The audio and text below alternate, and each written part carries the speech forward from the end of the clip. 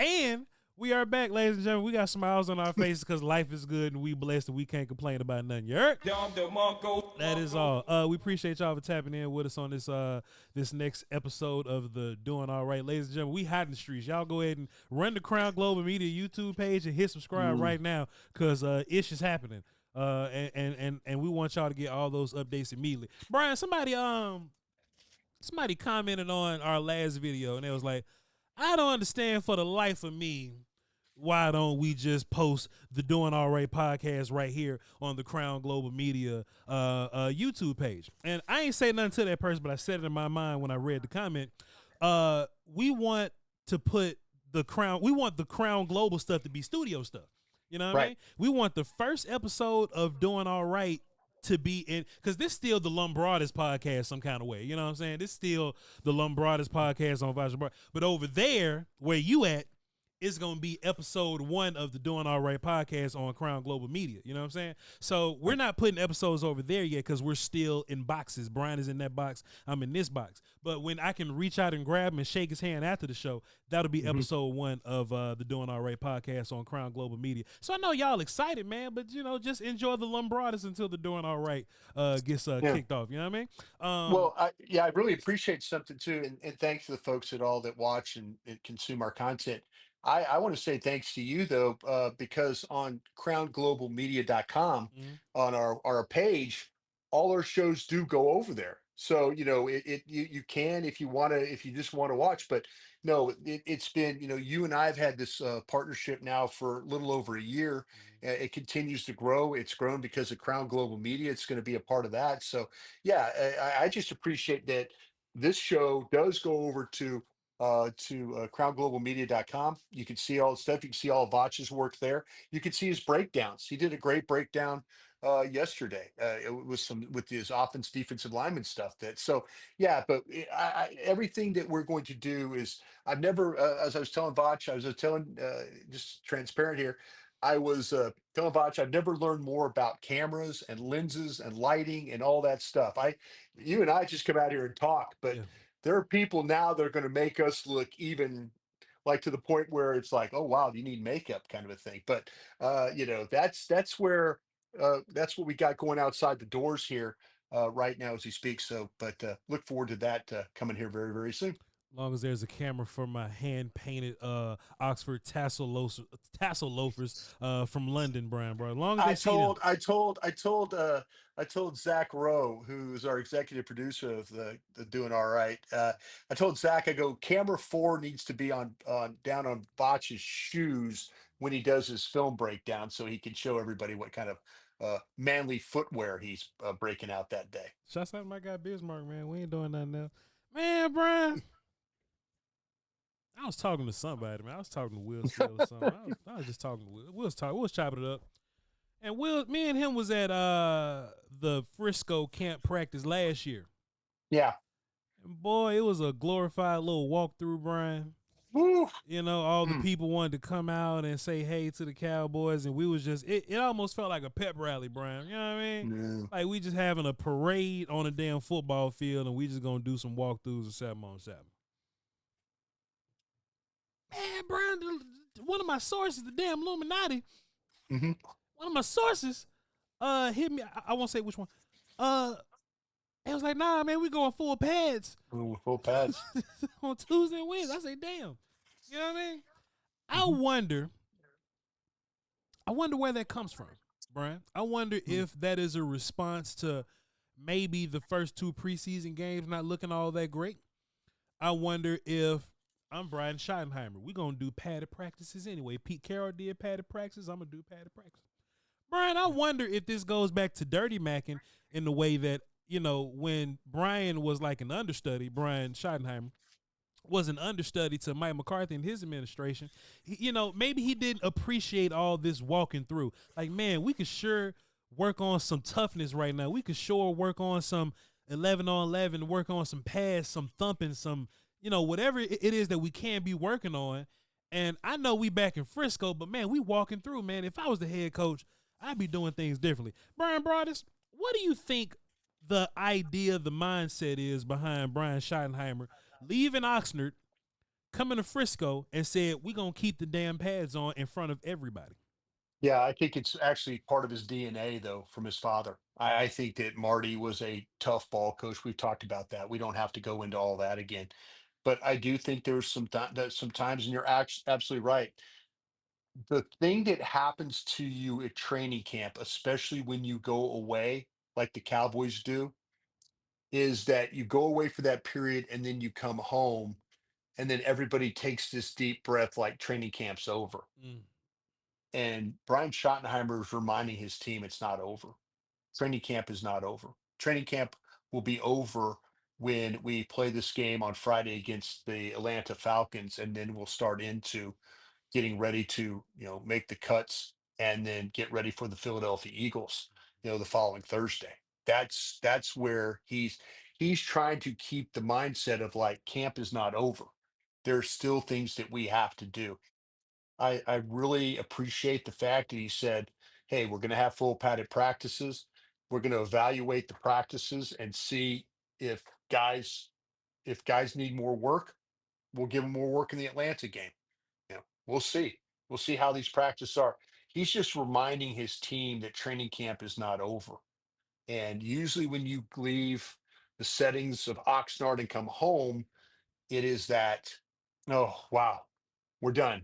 No, it's not done. And so I think there'll be two really good days of evaluation for folks Yeah. to get out there and see the team and how it's going to finish up camp. They have some guys that do need to continue to show that they belong on this football team. Two practices and a game could give you a little bit more. Maybe either put a guy on a team or completely take him out of the mix. I thought about this the other day, Brian. I just want to I want you to let me know if I'm full of it or not. Do you think that if the Eagles came out in preseason game 2, playing a couple starters, doing some this, doing some that, or if it was their plan to do so, do you think Schottenheimer would have matched that? Or are you saying, or are you thinking that, man, they're not playing their starters, we didn't plan on playing ours anyway, but just Shotty's always looking for this competitive advantage, things like that. If he saw the Eagles come out and play their guys, or some report that says the Eagles are going to play their guys, would he try to match that No, competitively? I don't think so. I don't Okay. think so. I think he is really focused on trying to teach his guys, implement his plan, teach his coaches. I think he is so focused on what they're doing that would not bother him at all. Okay. Because I I did notice Bryan Broaddus yesterday. Jaden Daniels running around Mm. scrambling. He almost got tackled, but he didn't. Joe Burrow got hit hard a couple times. You know what I'm saying? He got hit Man, Joe hard. Burrow, Joe Burrow, it reminded me of some of those early Cincinnati Bengal days with Joe Burrow running around back there. But Yeah. man, that's a scary way to operate. But hey, good for the Bengals getting their guys some work. Mm-hmm. That's that's the thing that's the tightrope that you walk when you start to talk about playing your players or not. Yeah.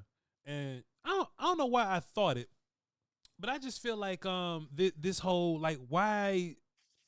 How about this, Bryan Broaddus? Let me just put my notes down for a second.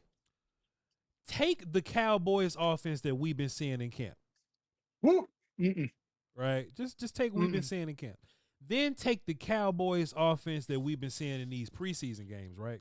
Mm-hmm. But then imagine the Cowboys offense when everybody's not around. I'm so curious to know what the difference is. Because Brian, when we were out there in training camp Yeah. and you was down there with 105 and I was up on the Mavava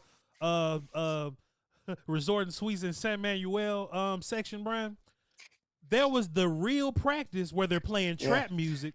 But Yeah. afterwards, Ozzy Osbourne comes on and country music comes on. And that's where they go and do their Yeah. practice, right? Are you concerned with what Right. we've seen so far? Hitting that 7 iron is how they're wording it, or do you think that they really want to lean into this competitive advantage? The Eagles have no clue what the Cowboys are going to run, Yeah. and they're literally saving all the best stuff for when nobody's looking. So when we go out there week 1, we're totally anonymous. Do you actually believe that, Brian? I believe that. I really do. I believe that he thinks that he is practicing what he feels like that he needs to get Dak and CD and Pickens and Ferguson and his offensive line ready. But the fact that they're showing their their rush ends playing left end and their left ends playing rush ends, he is doing everything in his power just to not give Philadelphia any idea what he's going to do. This might be the one advantage that he has, Yeah. that he is trying his best. And usually we laugh at coaches. Usually, but new coaches, that's that's real. That is something that is real. Coaches believe that, hey, they're going to have to go and study me. They're going to have to go and they're going to have to go spend time on working on this and working on that. But I really do believe that he is not showing anything. The problem though, Voch, is when they're not good right now at just basic stuff. And that right there is troubling to me. That there's some guys are gonna have to play and they're just doing, say, just vanilla stuff Yeah. that's not it's not, it's not good now, but there's a lot of guys that aren't playing Sure. that they're going to rely on, but there's a lot of guys that are playing that are not doing it. And that's the thing that bothers me is, can you flip that switch from one to the other? I will say I think that Cooper Beebe will be much better when it's Big Tyler next to him and not There's TJ no Bass. question. You No know? question. No And question. the Yeah. whole operation, because think about it like this, Brian. We saw when Booker and like Hakeem Adeniji or work a 3-tech, BB will get his block, but maybe Bass will miss the linebacker. And we feel like Yeah. Tyler Smith would block that linebacker. So Right. in real life, maybe that play will be a positive. Like it's hard to do football math because football math don't exist for real. Right. But we have to consider the fact that 4 hasn't been playing. 8, number 3 hasn't been playing. And if they were playing, maybe you can run the ball a little better if Yeah.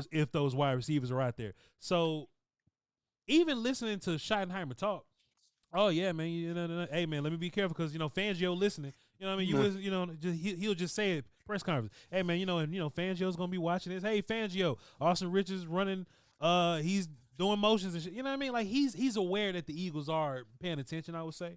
Yeah. I'm just not blind faith guy. I kind of want to see us do the fundamentals cool, Yeah. and then you open up the playbook Right. later because the Ravens' regular stuff works. The Washington football team rushed for like 150 some yards collectively yesterday or something crazy like Yeah. that, 200 some yards, 300 yards. Like Mm. I just want to see our regular stuff look good, and then we break out the great Yeah. stuff when we go against the Eagles. Yeah, the one thing though that I will say that has encouraged me, and I say that there's some basic things, and I think you pointed out very well. There are some basic things where guys like a Flournoy and wide receivers are getting open. Sure. There are some, even they're like, okay, hey, we're not trying, but here's when we try, this is what we're gonna do. And the counter stuff, I mean, there were a couple of times that looked good. There's things that they're trying to just take a peek at, but the fact that like Flournoy's running routes and getting open and guys that part of it is encouraging, but the overall execution, I think this offense would look better. The problem is the quarterback hasn't looked better. And that's the problem. If the quarterback had just given you a level of like just well executed, like Jackson Dart. Sure. You watch the Giant there, Yeah. and then some of these quarterbacks, even Shador Sanders, they're throwing it around, and the offense is moving, and you're like going, all right, yeah, okay. I would be a lot more encouraged, I think, that things would be better overall if in fact the quarterback was playing at a better level. That's the stuff that I noticed, that why these other teams, like their backup dudes are kind of moving the team, and our guys kind of just struggling to hit on passes and to keep the offense going. I can finally get to the football questions I have written down for you, Brian Brush. You know what I'm Yeah. saying? I got something for Yeah. you. Philosophy questions, yeah. Not even too crazy. Just roster stuff, No. Yeah. The news came out Jonathan Mingo's PCL is gonna hold him out for about 4 to 6 weeks, Brian Broaddus. Right. So that'll bring him down to about 2 to 4 weeks by the time the season starts relatively. Yeah. What do you think this does for the wide receiver room? Uh, how does it shake things up? I know we felt like, and I'll say Voch did. Uh, Tober was in there fighting for his life, and maybe one of the bottom three young guys, Holden, Flournoy, Brooks, were going to be Yeah. involved in this thing. I feel like Tober is safe now, and that's just how roster building works. Somebody get hurt, then somebody else becomes safe. It just is what it is. Mhm. I feel like Tolbert is safe now. I still think that there's room to kind of, like one of these young guys are still gonna make it, and then like two more maybe are gonna be out. Brian, what's it do for those bottom three guys? What does it do for Flournoy, Mingo, and Brooks? And you can also comment on if you think the Cowboys are gonna end up with five. You've been asking this on the radio. Great conversation started, by the way. Mhm. If the wide receivers are if they're gonna carry five or six of them, and out of those bottom three guys, who do you think that the Cowboys are more than likely end up rolling with? I think Flournoy replaces Mingo, and I feel like the final roster spot's going to come down to potentially Holden or Brooks, is what I think. Mm-hmm. I think that's where this thing is going to roll, and depending on if they keep five or six. But I feel like that the trade off from what I've seen, big body, special teams, guy that's been able to kind of get open. I think that they've tried their best to get Mingo the ball, and sometimes it's worked, sometimes it hasn't. They've tried the same thing with Flournoy. I think Flournoy now replaces Mingo Mm-hmm. at that spot. He becomes the big slant, big inside route guy. He becomes that guy, special teams guy. So he makes it. They'll find a category to put Mingo down to make sure that that they can somehow get him back. They'll find a category for him. But I just feel like that's going to take place. And now, okay, Tolbert's in. So where's the last spot going to be? Like I said, I just feel like that you're looking at Brooks, and we'll see what happens. Has Holden done enough to take Brooks out of the mix? Mm-hmm. But I think that's where the last spot's going to come now with this injury to Mingo. We always talk about redundancies. Yeah. The interesting part is that all of these guys are kind of like bigger body guys. You know what I mean? Hmm. Like Jalen Cropper's the only slot type of slashy kind of dude. I don't think he's in the party at all. I don't think he's in this conversation right now. But it is interesting that Mingo, who's a bigger body, gets hurt, and now there are three big body dudes kind of fighting for this thing. This is probably going to come down to the third preseason game, you would say, Brian. And I mean, damn, because we got padded practices, so all this shit really Yeah. matters. No, Yeah, no. It absolutely. Today's practice will mean something. yeah. Tomorrow's practice will mean something, and a Friday game will mean something. Absolutely. When you were a personnel guy, Mhm. did you appreciate the splashes and the flashes more, or the consistency? Because Jalen Brooks, I would say, has been consistent, but Yeah. Flournoy got the hey, he would have did this if Joe Milton would have. But Holden gets the big plays, the big catches, the touchdowns in practice, the handful of the 2-point play in Mhm. game one or whatever, Brian. So when you were a personnel guy, how would you have managed that? I would have initially coming out of it. I would have. This is how I would have believed it would have been. I would have said, okay, predict the last three. Mm-hmm. I would have predicted. I would have predicted Brooks, Flournoy, and Holden is how I would have predicted it. With us coming to the end of training camp, I have it Flournoy, Brooks, and Holden. I flipped the two. I think Flournoy has done what I've seen for him in the routes that he's run, the catches he's made, the special team stuff. He has proven to me that he is deserving of a roster spot. Mm-hmm. The guy that's I the guy who's been consistent every single practice has been Brooks. Brooks has been Brooks has been just every day. You always say this about receivers. They run, they're like cornerbacks and defensive backs. They run every day. It's hard. You got to fight through being sore and tired and running all day long. And especially with the way this guy practices, there's a lot of teams. So you're doing a lot of running. And I think Brooks has handled this really, really well. And every day that he's been asked to catch a ball, run a route, he's been on point. Holden makes flash plays. You're absolutely right. There could be, I think that maybe they're holding back and not playing him Mhm. to maybe try and get him through. I don't think they're trying to get and they're trying not to have a lot of film on him. People are going to have to go off their Oregon reports. And the fact that he wasn't drafted tells you a lot, maybe. So that might be something of trying to get him through onto the practice squad. But right now, Flournoy, Brooks, Holden, that's how I would have him ranked on the as we about to end camp. But I love the consistent player. Yeah. I love I love the guy. I love the guy every single day, and that's why I have a hard time getting rid of Brooks because every day that they've had to practice or play, the guy's shown up. That's what you want. You want consistent football players. You don't want these players that are going up and down. You want the consistent ones, and Brooks has been able to do that. Got a chance to watch Jay Toia yesterday, Brian. Yeah, yeah, Um, yeah. you told me that you would play him, run him I'd out, started. start I'd him, started. I'd started. run I'd him out started. there first. You know what I'm saying? Da da da, boom boom Absolutely. boom. Yep. Yep. I watched him in passing, but I really got a chance to hunker down and watch. You know, sometimes when we first get the film and we got to be ready for Monday, we get general ideas. You know what I mean? Mm, But it's different when you hunker down on a guy, right? So I right. believe Jay Toia had like 35 plays of defense or something. Hmm. I watched all of them and I focused on him, Brian. Hmm. Night and day difference from that first game he played.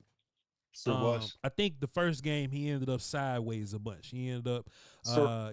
getting, I don't want to say moved around, but like washed with the movement sometimes. You know what I mean? Hmm. Hmm. Jay Toia was a lot more stout this game. Sure was. And I think the size and the weight and the power matters. Yes, sir. I saw him play with his hands a little bit as well. Yes, sir. I think they caught him on the field during some pass rush reps or whatever. So I really won't hold that against him because he's not that guy. In real life, Brian, he can play like what 15 to 18 plays a game or something like that. Sure. Sure. Yeah.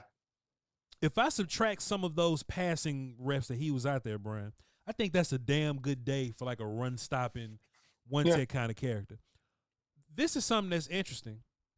And we talked about this earlier that when better players get on the field, they'll play you differently. Like when Right. Jay Toie is the big guy on the field, they'll double team him and double team the other tackle that's out there. Hmm. I don't think you can leave a tight end one on one with Dante Fowler or Micah Parsons. Hmm. So I would imagine that one of those D tackles won't be getting double teamed. It's interesting how the Cowboys do it, and for everybody that's listening. Sometimes the defense, I feel like they all shift towards the power of the offense, strength of the Right. offense. Yeah. And sometimes that looks like the three tech guy will just either be the three tech on this side or the three tech on this side. What the Cowboys are doing is you could be the one tech on this side, but if it shifts, then you're the three tech on this side. You just Yeah. stay on that side. Right. A lot of the times Jay Toia ended up in B gap, Brian, Hmm. which was interesting. which was Yeah. interesting because that means somebody smaller than him, like Ernest Brown, getting double teamed over there in A gap. But I Hmm. think he handled the B gap stuff pretty cool. You know what I mean? And Hmm. I started to imagine like if he was one on one with somebody, would they be able to move him? It'll probably be a little more difficult than that double team. Like how would a team be able to deal with a 340 pounder in B gap? Hmm. Long story short, I think Jay Toia can do the job. Yeah. I think he can do the Yeah. job. He's not the redundancy. He's not redundant for like he's the Yeah. only 340 guy here. Solomon's gonna be the quick twitchy guy, sidewaysy guy. Perrion is a bull going forward. Right. Osa is Osa. Right. I think Jay Toia gives you that heavy guy that you're looking for. And Brian, just and this is how I'm gonna wrap this up. Does your base D line look like Marshawn Nealon and Jay Toia going out there first? Yeah. with Micah Yeah. at the edge and maybe Yeah. Dante Fowler going out there somewhere? Like Brian, what Yeah. does that look like? Well, like depending on too, like if we're, if you see like Micah, I don't think Flus wants to play him any off ball stuff. I think he wants to play him as an edge. So now you have to determine, do you want to play him at left end, you want to play him at right end. Uh, you've got Nealon can play both left and right. I think Nealon has developed some pass rush ability. So I don't have a problem with him playing some of that right end stuff. Yeah, to me, I'm going into a game always trying to put Micah Parsons on whoever their worst tackle is. Mm. That's I'm not saying, okay, this guy has to play the right end all the time or he has to play the left end all the time. I'm saying that if you've got a liability at right tackle, that's where Micah Parsons needs to be playing, or Mm. whoever. If it's not Micah Parsons, whoever your best pass rusher is. That's where I'm at. I am all about moving guys around. Uh, I'm not interested always in guys playing different positions, but I'm interested in guys moving around. Just find matchups. Yeah. Whoever, if the Eagles, if you feel like that, if you want to keep, say, a Micah Parsons away from Jordan Mailata, or you want to keep him away from Elaine Johnson, do it. Don't don't waste reps of play. Don't give an offense an opportunity to block Micah Parsons with one of their better linemen. Mm. So to me, I am all about Flus being able to find the guy, find the weakness on that offensive line, and if it's one of the right tackle or left tackle, figure it out. And that's where Micah Parsons needs to start the games. That's where Micah take advantage. And if you have to move him around because they got a bad guard or their center's undersized and doesn't handle power very well, and Micah running downhill and blitzing, and he's going to struggle with that, cover everybody and make Micah one on one. Do that. I hate these. I hate this where you just, well, this guy's always going to play on the right side, always going to play on the right side, always going to play on the right side. Move 'em around, move 'em around. Make teams have to make, because the minute that you just leave them in one spot, they slide, they chip, they space, they do all these things to take a guy away. The one thing I think that Mike Zimmer did a pretty good job of was moving Mike around and then putting him inside and letting him that mug look where they get up in the A gaps, and then Micah just runs and attacks. Mm. That's what you need to do with Micah Parsons. He needs to be that kind of player. And so I am totally on board with play him on the left side, play him on the right side, uh Nealon, play him on the left side, play him right side, Fowler, left side, right side, whatever you have to do to get favorable matchups. I think that that's the most important thing.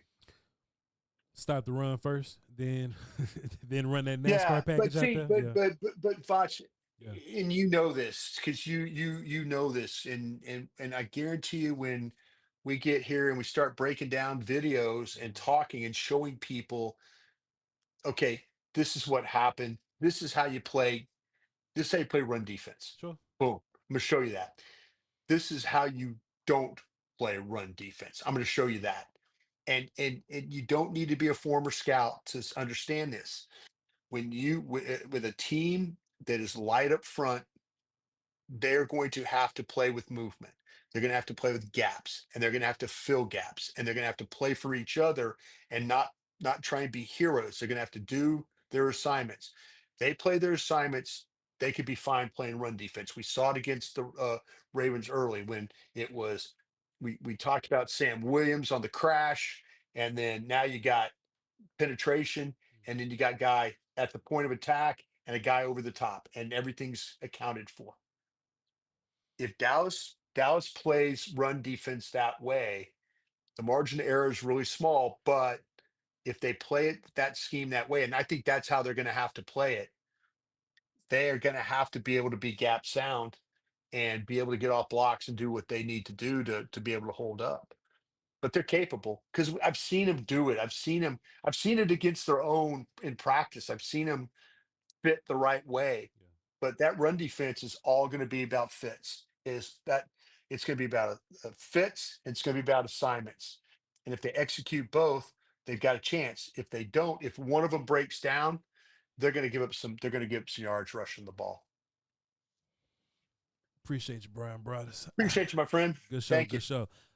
Everybody, like I said, be sure to tap in over at Crown Global Media on YouTube. If you can't find it, then find us on Twitter, and we will direct it to you. And make sure y'all go over there and sub so you can be ready for when me and Bryan Broaddus fire things up over there. Now, the Eagles game is September 4th or something like that. Right. Yeah, we got 4 days before that game. So yeah, we'll be breaking it down pretty good. So I look forward to it. I'm excited about all the opportunities we're going to have. And like I say, hey, it's all about trying to educate folks. That's why I think our listeners and followers appreciate your and I, because we're going to shoot you straight, but we're also going to try and educate you along the way.